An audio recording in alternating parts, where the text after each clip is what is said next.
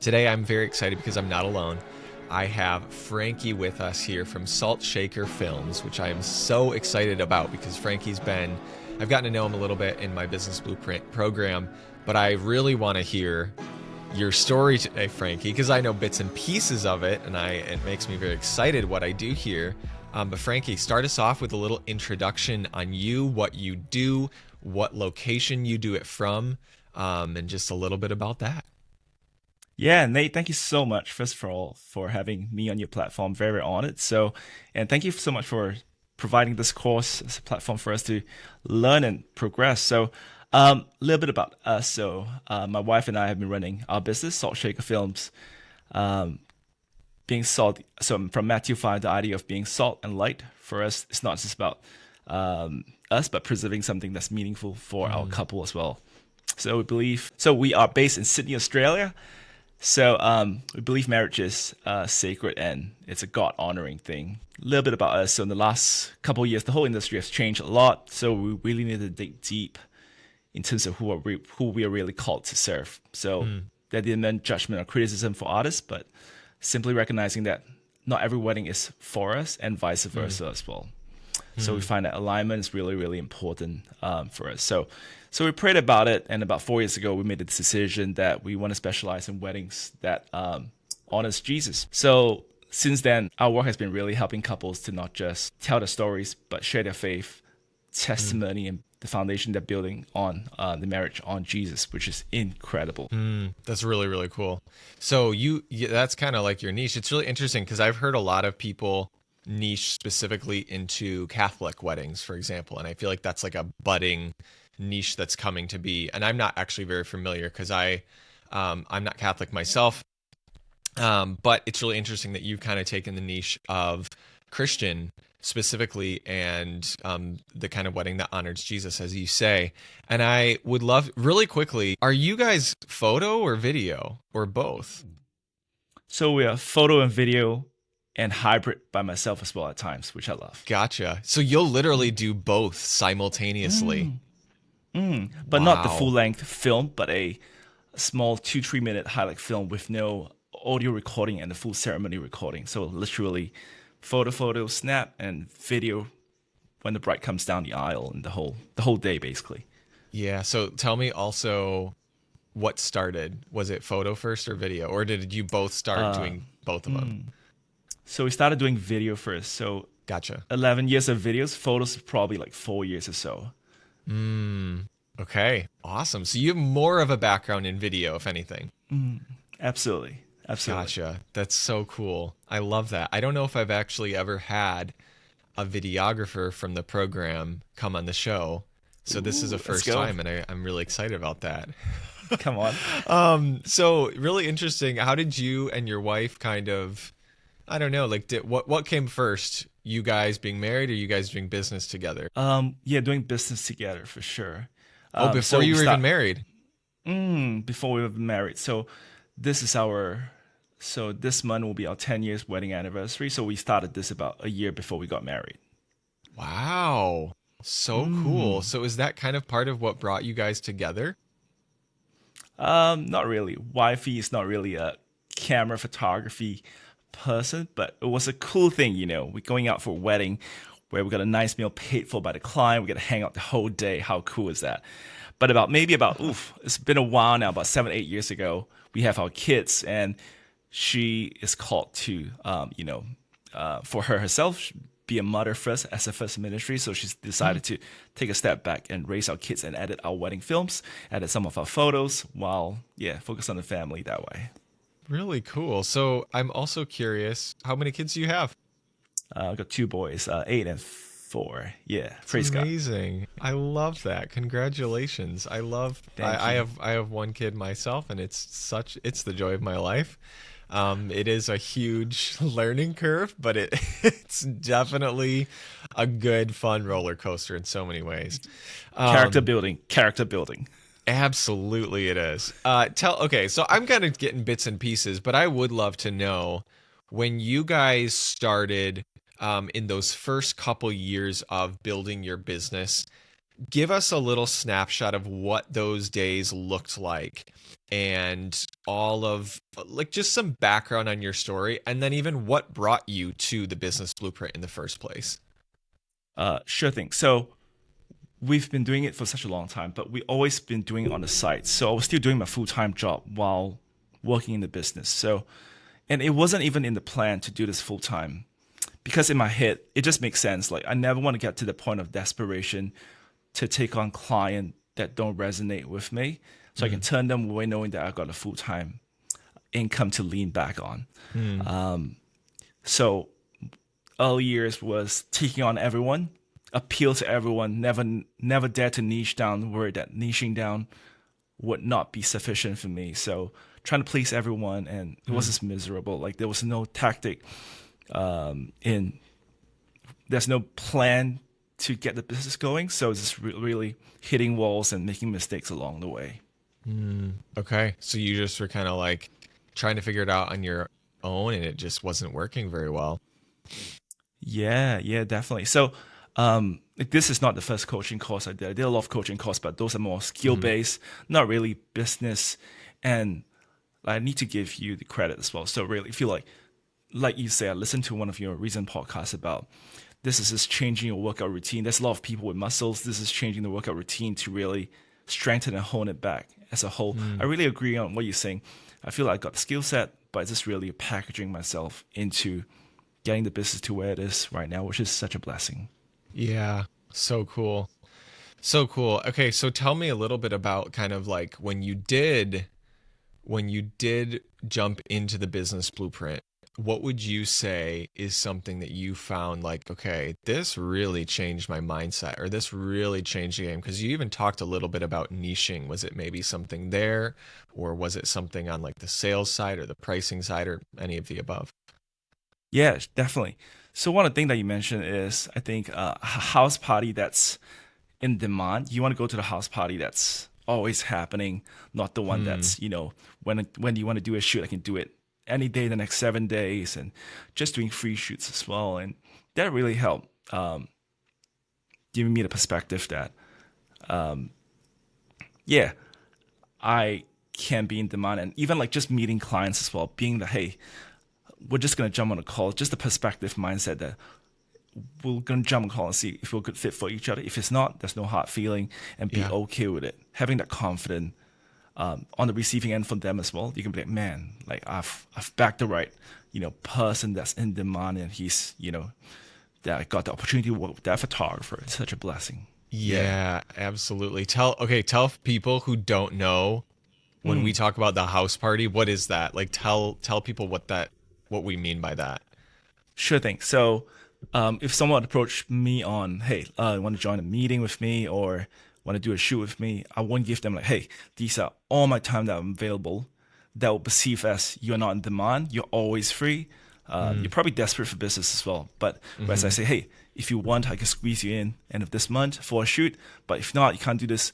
I'll probably be like, 2 months later or whatever. That gives them the perspective as well that you're in demand, not just a fake demand, but this gives them like alignment that they know, hey, we we've got things that's on priority, and we can't always make time for you. Mm, Yeah, I can't absolutely. I can't express it the way you did, which is, but the understanding's there. No, you did it great. It just always goes back to people want to be part of something that's already happening and they want to be part of a herd and a community of people. And I think when we showcase that we're not in demand and we're just kind of twiddling our thumbs and no one's coming to our door, no one's knocking, it looks like this quiet, dead, lights turned off house and you're asking people to come in and party with you in that house. But that doesn't make any sense because that's creepy. That's like you're telling me to come into a house party that you're throwing, but there's nobody there yet. And that's how it feels when people want to come to our business, but our business isn't serving people actively. And it doesn't even matter if it's paid or not. It's like if you don't have paid clients, create some free clients and go shoot for people for free so that you are producing content, so that you're working for people. And then in the end, it showcases what you can do for people. It showcases that there's other people working with you. And I think people want to be part of that more than they want to be part of just someone who's like, please come work with me. I need somebody. I'm desperate. Like desperation just turns people away. So I totally agree. I feel like even when I've got people that constantly see my feed and see my videos and see me posting stories as well, when it comes to coming to the actual shoot as well, they're so excited as well. I'm like, oh my gosh, is that like I do a lot of behind the scenes stuff for my yeah, content, and they be like, oh my gosh, are you gonna do that thing? And they gotta get so kiddish and like so excited about what they're happening. It gives you a lot, and it allows them to give you a lot more trust as well because you keep showing yes, up that they're familiar with your work as well. yep, I feel like ultimately it serves them better as well. We get to serve them better uh-huh. because of that. Yeah, it's like, hey, I've seen your behind the scenes videos. Now I'm going to get to be a part of them. That's so fun for people. You know what I mean? And it's like they see the full loop of I saw this video online and now I'm going to see how it's created and I'm going to be part of it. Like that, I just feel like that's infectious for people. They will want to be part of something like that. Um, so was there any low or stuck moments you've had? I always like to ask this in the past couple years where you just really felt like this is not it. You touched on it a little bit, but I'd love to go into more detail where you're like, I just am not figuring out business, or I'm just not getting the prices that I want, or I'm just not, things aren't clicking in my business. Yeah, definitely. So a main source of my customer right now comes from wedding expos and wedding shows, wedding Really? showcases. So still do that. Like this weekend, I'm doing one. Um, a lot of the showcase people are on the lower side.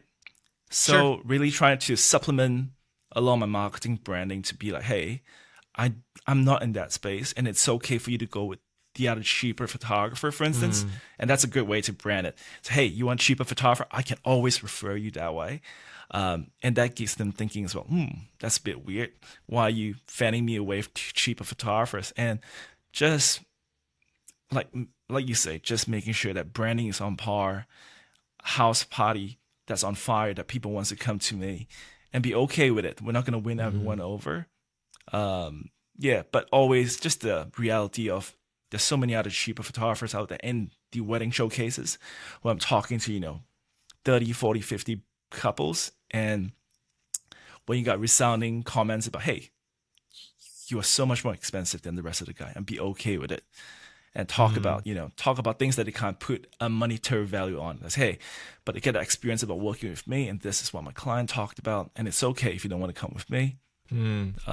and not be desperate about it. I feel like that just goes such a long way. Yeah, absolutely. It's huge when you can release people that aren't right for you and to be saying like, okay, you know what? I am here for you if you want, but I'm also not going to lower these prices because this is worth it. And if you believe that someone else just because they're cheaper is better for you, that's okay. And I think people can sense that and they respect that as well. I know there was a time I can recall where you had booked a package at a price point where you were like, I did not think I could create a package that big and actually book it. I think it was a five-figure package actually. Do you remember Mm, that? mm. Yeah, yeah, definitely, definitely. So, I think you talk about doing a most, I don't know what's the right word you said. So like something that's just they can put out their pricing one that's just ridiculous and just chuck everything in there. Got to book a couple of those, and it's been like incredible, incredible. Not something that I Like could imagine. what's the highest you've booked at those prices? Probably 11. I would say 11. Wow. But yeah, also like this God is so good. Like even we're not geared to doing international weddings. We're based in Hmm. Sydney, an island down here. Hey, but like we got to be flown into Hawaii last April to do a So destination cool. wedding, and it just happened to be a window of time that we got people looking after the kids. It's just divine. It was just amazing. That's so fun. That's amazing. And Yeah, I now think you're at a place. monetary wise, it was more for that wedding because it was a destination wedding and Yeah. stuff. Yeah, so cool. That is really exciting though. I mean, Hawaii is beautiful. I just Sensational. absolutely love it there. But you've also had some really cool yearly wins as well that you'd shared with me a little bit. So there's you have the numbers to back up the growth that you've had. What are some of those numbers in like the past year or so? Yeah, definitely. So I also resigned from my full-time job just a little bit over a year ago, and I did your So course cool. about 1.5 years ago. So Hmm. 6 months to doing your course, and the number was looking healthy. So before Hmm. I resigned my job, I was doing probably, ooh, this is gonna be super vulnerable, It's okay. probably about 80 and 90 grand a year. That was when I was still working my full-time job, Yeah. and about 6 months to doing your course, I feel like, oh my gosh, the number is actually very healthy. I didn't plan on resigning, but I think I could. So last calendar year, we hit a ridiculous. I was like, if I was to resign, God, I'm gonna put a ridiculous target on, and we got to achieve that and higher. So my target was 280 grand turnover, and we hit Oh, by December just over 300 grand in turnover, which is absolutely ridiculous. 300. Wow. It's insane. So so cool. Praise God. That's wild. It reminds me of that passage which basically says like he can do abundantly more than you ask or Mm. imagine in those types of situations. And just the way that I think it's funny also that you think saying 80 or 90 is vulnerable because like that's already crushing it pretty much. And I mean for a lot of people that's like hard to get even there, and sometimes that first 100 grand can be that hardest. But the fact that you were able to go and basically triple that is wild. Was it ever scary Mm. for you to say goodbye to that job and be like, okay, I'm doing this? Yeah, no, absolutely. What's crazy is I mentioned earlier about when I was doing full time job, I like to have the idea that I can turn away wedding because I don't. I know it doesn't align. But at that point, I was still taking on pretty much every wedding I can. But it was Hmm. only after I resigned my job that I jumped into this full time. That Hmm. on my biggest month, Nate, because of the alignment thing, I turned away more than 25 grand worth of wedding that was ready to book on a single wedding, single Wow. month, sorry, because values didn't align. And I was passing on to fellow photographers. Hmm. And the next day they were like, hey, Frankie, thanks for the lead. They booked me already. Like, were you unavailable? I'm like, no, I was available. Is this values didn't align? They were like, what? So Hmm. yeah, like Yeah, they thought you 300 were grand was crazy. lit. Yeah, absolutely. And just 300 grand was not even like desperation or working like crazy trying to win everything over. It was just like a lot of wedding that were turning away just because, Wow. it wasn't the right fit. So it was just, Sure. So yeah, praise crazy. God. And it just goes to show that in those types of situations, it is okay to say no to something that you're like, it just doesn't feel right, or this isn't the client for me. And then you pass it on to somebody else. And I think what's really interesting too is like it sounds to me, and what I've heard before from you is that you really put this before the Lord and you're like, hey, we want to do this business your way. And I just want to tell you right now, I fully believe that is why the Lord has really blessed you so much, because there's so few people in this world who are willing to lay their business down and surrender it to what the Lord wants them to do. And sometimes what that means is that there's a lot of difficult business decisions you have to make of forfeiting something. And I think a lot of people don't realize that, especially even just as Christians. Like for me, there's a lot of business decisions that I'm like, or I should say it this way. There's a lot of business opportunities that I'm like, that's just not something that I'm building here. That's not something that's aligned for me. And it feels like on paper it would be a really good opportunity potentially, but I'm still going to say no to it because I know that every time I say yes to something, I'm also saying no to something else. And so in that way, it's almost like the Lord, I don't know if I'd say he's testing us, but he's maybe testing us to say, "Hey, how well can you steward where you need to say no?" And in that way, then oftentimes he will usher in something that's a huge yes. You know what I'm saying by that? And so I think Absolutely. that's 100%. really coming through in what you're saying. And yeah, even just the way you talk about niching. What Mm. is your philosophy on niching? Because a lot of people I'm sure are like, well, if I niche down, I'm saying no to so many people.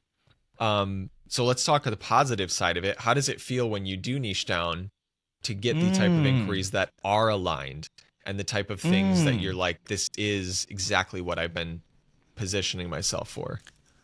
Yeah, definitely. I feel like a lot of people resonate just because I feel like you share a lot about your faith in the podcast as well. So I can share one story that resonated very prominently niching this space. I've got so many crazy stories, but one that's really a standout is on a wedding day, ceremony's done, reception. At the end of reception, the groom gave a speech. Hey guys, typically a lot of you guys wouldn't step foot to a church building, but thank you that you came through our wedding ceremony, listen to the gospel message. But if any of you, any of our guests has any questions about faith, it'll be me and my bride's greatest honor tonight to talk to you about faith and Wow. explain anything that you have question with. I'm like, Wow. whoa, like to Yeah. Who use does your that? wedding, yeah, to use your wedding as a platform to share the most important thing is it's amazing. And I've got to be a blessing on the other end of the blessing, just receiving and just witnessing amazing weddings, amazing couple that choose to share their faith that way in their own Mm, unique way, which is the coolest. yeah. That's so Mm. cool. That's so great. Especially just when, yeah, you have this opportunity where a marriage in so many ways, or I should say a wedding in so many ways, is showcasing, it's showcasing the covenant of Christ with the church in many ways, like biblically speaking. And so it's this beautiful moment where a lot of people, I think, are more inclined to listen even to the gospel message because they're like, it's a wedding day. We're excited. We're happy. And then opening up that type of a thing for people, just that's just such a beautiful thing. And I'm sure you, as the videographer and photographers, just loved capturing that, which is really, really cool. Mm. Um, Mm. Tell us a little Mm. bit about how growing your business and I don't even know, like sustainability wise, like how your time is allocated between, you and maybe your wife, how her time is allocated and just like taking care of your kids and just sustainability overall. How would you say growing your business has impacted your life or your personal life? I mean, you're not working a second job, which I'm sure Mm. gives you a lot of time back. So, yeah, tell me anything along those lines. Or your audience that's not of faith, I'm sorry, this is such a faith heavy thing. So it created so much You're time for me in good. terms of just being a blessing. So being a photographer in the Christian space, I serve in my church, but I feel like our gifting is beyond the four walls as well. So I always had the desire to help other churches because of my skill set, my knowledge based in the church. So I get to So go cool. start a new ministry to help other smaller churches because I've attended Christian weddings where other small churches are dwindling down with attendance because of a lack of a younger congregation. So I, as a photographer and a creative and a social media person, can go and help a smaller church because of the time that I've got right now to help you. Mm. Hey, let's do some photos, let's do some videos, let's teach you how to do some social media stuff so you can attract more people into your area, Wow. more young people, more life. Because I feel like church is one generation for extinction if you don't attract younger people. Hey, so I feel like if I get to do something like that, so my ministry right now is one of my ministry outside my church, outside the four walls, is to help small churches be seen online and a couple other things I get to do. But yeah, that's just one thing. And in terms of family, I get to walk my kids to to school right now, walk them back, and make time for it. Like we took most of January off. We just came back from Disneyland in Shanghai. It was amazing. So the So freedom cool. it get for us is really rewarding, but really stewarding well that. So we can honor the Lord too, which is incredible. So, so cool. That's awesome. That's just like not where I thought you were going to go with it, but that's so cool, dude, that you're just taking it to growing the kingdom and seeing where the Lord has placed your skill set and being like, you know what? I can give out of the abundance that he's given me to grow other things outside of my own business. And I don't have to, I think some people think, well, if I serve anywhere else, I just have to go do something that is like a random service project. But you taking your skill set and saying, "Hey, the Lord has given me gifts in this specific area, And I not only want to use those gifts to make money, but I also want to use those gifts to give even without pay and even to show people like what is possible. And I think that's really, really admirable and just like a huge maybe like I mean, even for me, I'm like, wow, like what could I be doing outside of my business in my skill set to grow communities, maybe my local communities, or grow the church that I'm affiliated with, because that's just such an incredible way to look at those types of things. Um, Yeah.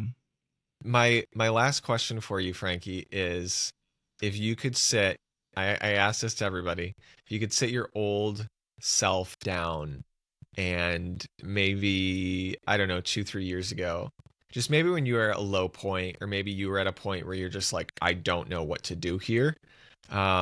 What practical action step would you tell them, hey, this is something you want to focus on right now?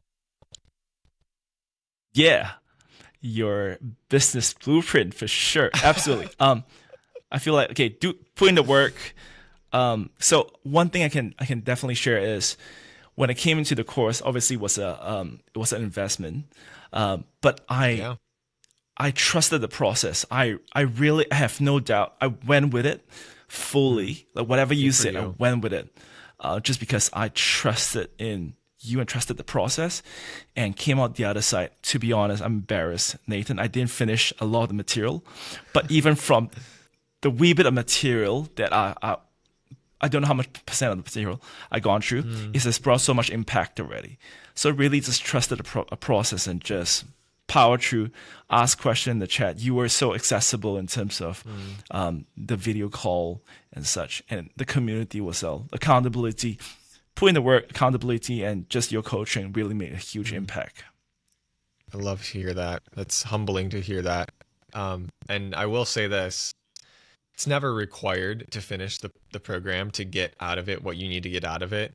I always like to say it as you're looking for the missing puzzle pieces in your business. For some people, they've got a a wide open table and just a couple pieces of a puzzle. So they need a lot of pieces to fill in. So they may need to take my entire program and they may need to implement every single step. But then for other people, they may have quite a lot of the puzzle already there, but they're just like, I got some key pieces, these big pieces here, and they could make all the difference with this picture that I'm putting together. And so then it's like, hey, you may be taking 10%, as low as 10% of the program, putting that in your puzzle, but it makes all the difference for you. That's how I take education, by the way. I almost never take education walking into it saying, okay, this course or this coaching call or this mastermind is going to completely, you know, top to bottom, flip over my business and everything is going to be, because I did that at the beginning of my career, I believe. But nowadays, what I do is I'm looking for the missing puzzle piece. And so even again, if it's a slice of something, I'm like completely worth it, completely gets my investment back. And I think that's how a lot of smart people know how to educate themselves without putting them in a box of like, I have to get every single thing. You know what I'm saying? So I love that you said that. It's okay that you didn't finish the full program, but the fact that you got what you needed to get out of it, and you did, just speaks volumes. Okay, I don't feel embarrassed Anything anymore. Thank you very much. you are not. Don't be embarrassed one bit. Okay, one final piece of advice, something we haven't talked about yet. Overall, maybe more mindset based that you give to yourself as well, because we kind of talked more practical. Anything mindset based you'd give to somebody. Yeah. If you're good in your craft, or if you're not good in your craft, obviously improve it. If you're good in your craft and confident in it, just stand firm with confidence, knowing that, hey, it's okay if we don't work out. And no hard feelings, knowing that, ultimately I'm here to serve you and you're looking Mm, for the best product you want, and be full confident and walk away with your head held high. I mm. feel like that's the one thing that I wish I knew earlier You mean when it too. doesn't fit out, when it doesn't Yeah, fit with a client? Yeah, and just don't be desperate for it because they can tell. Yep. So true. They can just feel it off you. Yep. I love it, Absolutely. Frankie. Dude, thank you so much for being here. I feel like I'm stretched by this conversation with you in the best way, and my faith is built in this conversation. So truly, thank you for being here. I really appreciate it. Where can we find you on social media? What's your handle and maybe Instagram? And then also what your website is, if you could share that with us. Definitely. So you can find me everywhere at Salt Shaker Films. Website saltshakerfilms.com.au. We're down under in Australia. Let's go. I love it. Absolutely. I love the name, by the way. Thank you. Thank you so much, Nathan. Absolutely. All right, Frankie, thank you for being here. I appreciate you sharing this all with us, and I know this is going to impact a lot of people.